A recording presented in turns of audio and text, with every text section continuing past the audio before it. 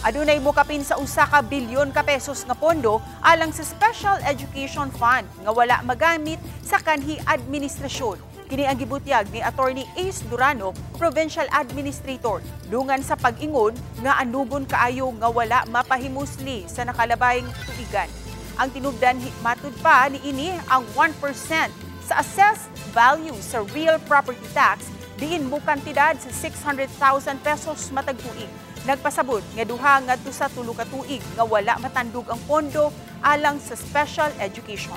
Subay niini gamiton sa kasamtangang administrasyon ang pondo sa pagtukod og mga school buildings, pag-hire og mga magtutudlo ug ubang mga programa nga makapalambo sa edukasyon.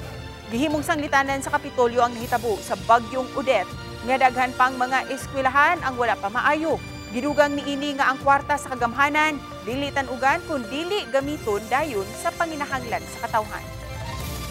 Ang mangyud nga itong school buildings. Ang report sad makakuha tag report nga sukad atong Odette napay daghang mga buildings nga wa pa maayo og balik. Dapat unta magasto ni. Magamit niya kadungog sa ta nga kuwang og mga maestra. Kani magamitan gyapon ani.